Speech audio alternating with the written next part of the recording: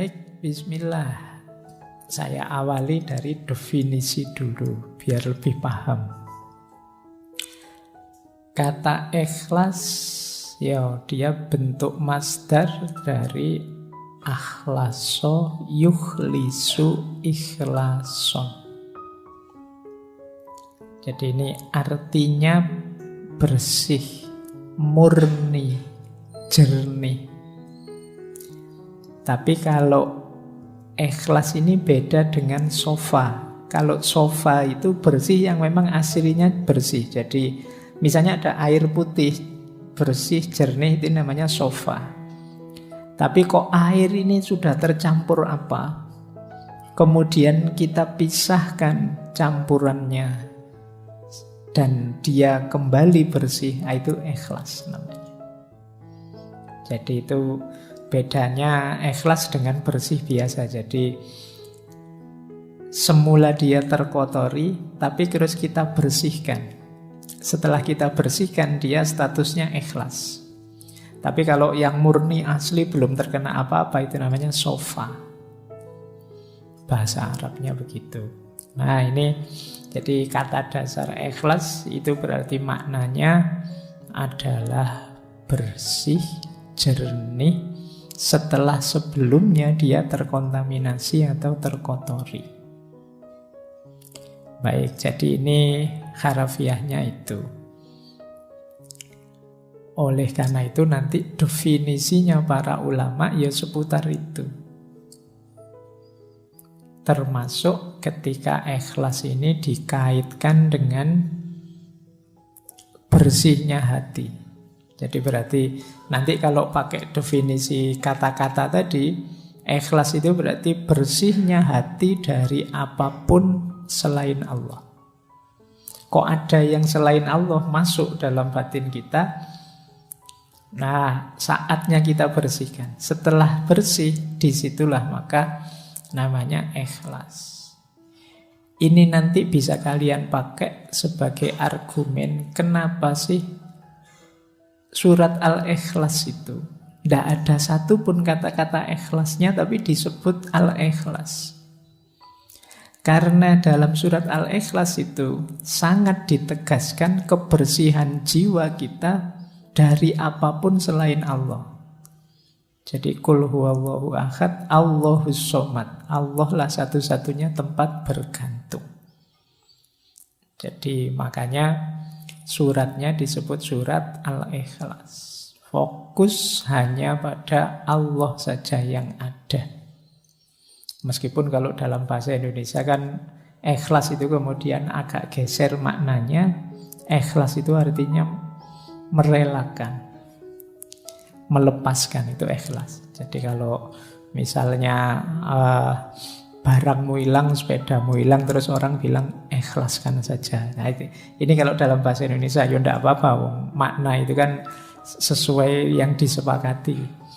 Jadi kalau di Indonesia kata ikhlas agak berbeda konotasinya. Makanya kalau ada yang tanya, orang bilang mari kita ikhlas, ini ikhlas versi bahasa Indonesia atau versi bahasa Arab?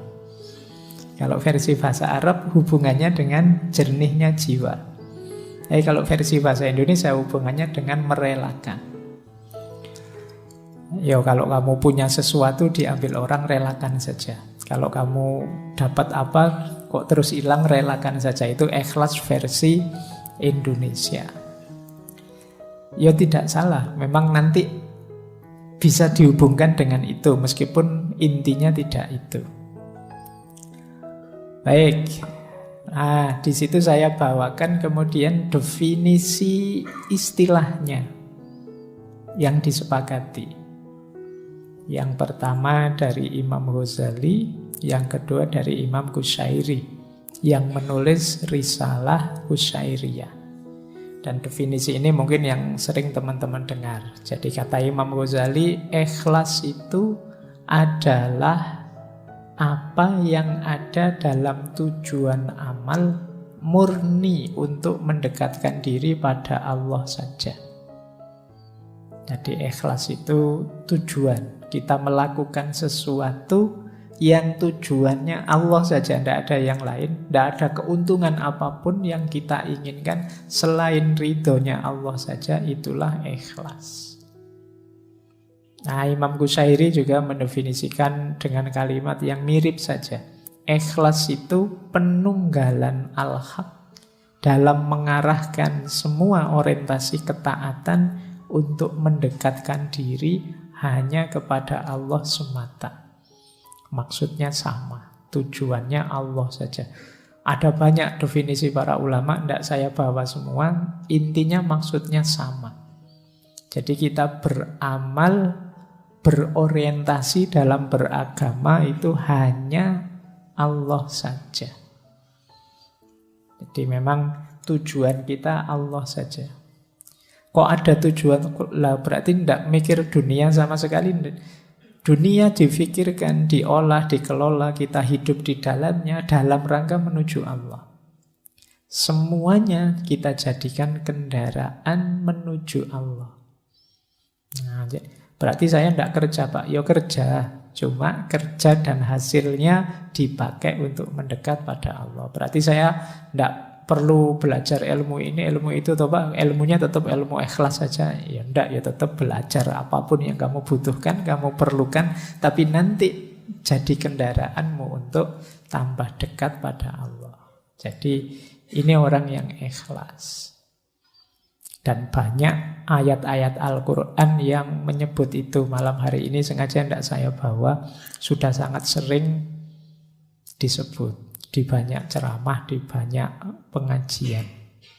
Ya mungkin teman-teman hafal lah, misalnya surat Al-Bayyinat itu ya, ayat 5. Wa ma umiru illa liya'budullaha muhlisina lahuddin. Jadi intinya ikhlas ini jadi sesuatu yang kunci dalam beragama. Baik, sekarang kita lihat keutamaannya ikhlas. Ini saya ambil ada kalimat menarik dari Imam Syafi'i. Kata beliau, halakan nasu kulluhum illal ulama. Wahalakal ulama'u kulluhum illal amili. Wahalakal amiluna kulluhum illal mukhlisin. Wal mukhlisun ala khadrin azim. Jadi kata Imam Syafi'i, semua manusia itu akan hancur kecuali dia berilmu. Jadi kalau kita hidup tanpa ilmu, hidup kita akan hancur. Tapi orang-orang berilmu juga tetap akan hancur kecuali mereka amilun, menjalankan ilmunya. Kan banyak orang pinter yang ilmunya tidak jalan. Kalian mungkin kalau dibandingkan antara referensi kebaikan di kepalamu dengan kebaikan yang benar-benar kamu jalankan, itu mungkin bisa 80-20, bisa 90-10%, jangan-jangan 99-1%. Jadi sangat sedikit yang kita wujudkan dalam amal. Maka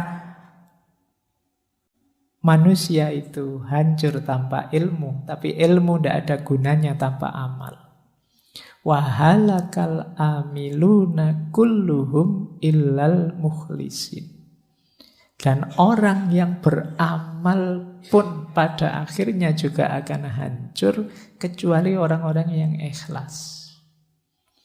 Berarti orang yang orientasi amalnya itu Allah saja. Kalau kita mengamalkan ilmu dengan target macam-macam yang selain ilmu, Pak, saya ingin kaya, saya ingin sukses, saya ingin jadi pejabat, saya ingin apa saja. Di luar Allah, pada akhirnya juga mungkin kita kecewa, mungkin kita gagal, mungkin kita kehabisan banyak daya, energi, mungkin umur kita habis sia-sia dan lain sebagainya. Itu halakal amilun. Beda kalau kita targetnya Allah saja. Maka halakal amilun kulluhum illal mukhlisin. Kecuali orang-orang yang ikhlas. Wal mukhlisun, berarti kalau sudah ikhlas aman toh Pak? Aman, tapi wal mukhlisun ala khotrin azim. Orang-orang ikhlas itu ya ujiannya banyak, tantangannya banyak. Dia harus hati-hati. Nanti kita lihat ada banyak sekali tantangan-tantangan orang ikhlas.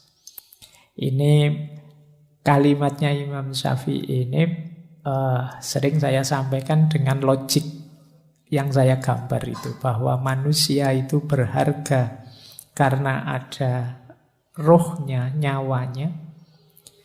Tapi nyawa manusia yang hidup ini berharga ketika ada ilmunya. Ilmu ini berharga ketika ada amalnya. Dan amal ini berharga ketika ada ikhlasnya.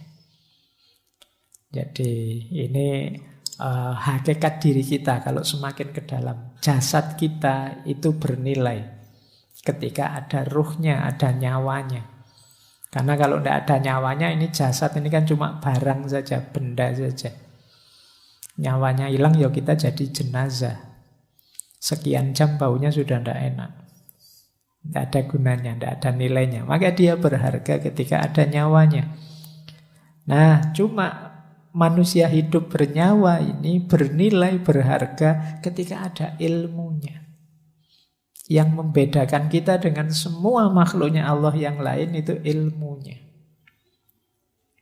Tapi ilmu ini juga berharga, bernilai ketika ada amalnya. Buat apa? Ilmu yang teoritis saja, dihafalkan saja, numpuk sebanyak itu di perpustakaan, gunanya apa?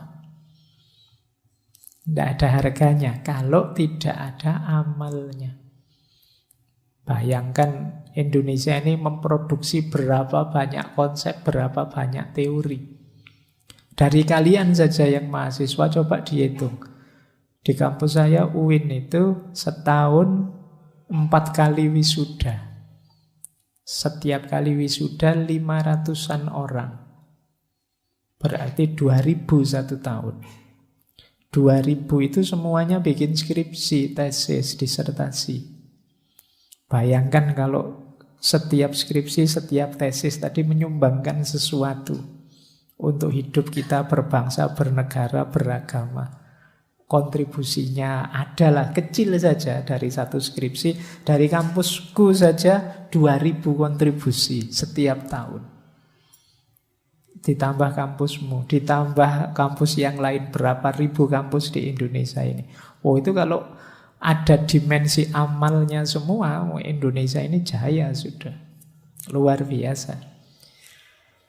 Cuma ya kan kalian tahu sendiri kan pada akhirnya skripsimu itu yang numpuk di perpustakaan. Isinya juga begitu-begitu. Nanti ditiru adik kelasmu. Iya. Ya sekarang ada Turnitin tidak bisa jiplak, tapi kan ya kamu sudah pinter ganti kalimat. Apalagi saya kemarin ada yang cerita itu ada trik-triknya Pak biar tidak terdetek oleh Turnitin. Ya, ya wis pintermu memang di situ. Jadi ya makanya akhirnya ya apa kalau bahasa agama jadi tidak barokah ilmumu. Cuma numpuk di perpustakaan. Kamu juga saya yakin waktu nggarap skripsi kan tidak terbersit nawa itu ilmu lillahi ta'ala. Bayanganmu kan sementing ndang lulus, sementing cuma itu dok pikiranmu. Ndang dapat gelar, ndang tidak ditanya-tanya kapan lulus, pikiranmu itu saja. Ya sudah. Ya kita memanen apa yang kita tanam. Apalagi level paling tinggi ikhlas. Jadi sudah diamalkan pun kita masih perlu ikhlasnya. Baik, ini keutamaannya. Nah, kalau digambar keutamaan ikhlas itu loh. Ikhlas itu bagian dari rute kita ilaihi roji'un. Kembali kepada Allah. Jadi perjalanannya manusia di bumi ini kan sebenarnya bukan perjalanan kemana, tapi perjalanan kembali. Yang perjalanan itu awalnya adalah ikhlas. Ikhlas itu niat nawa itu untuk Allah saja. Jadi perjalanan kembali ke Allah itu kan perjalanan untuk Allah. Jadi titik tolaknya perjalanan hidup kita adalah niat yang ikhlas. Titik tujunya ya Allah, keridhoannya Allah. Jalannya isinya amal soleh. Jadi amal yang ikhlas menuju ridhonya Allah. Ini mode hidup ideal kalau dalam Islam. Baik, jadi inilah gambaran keutamaannya ikhlas.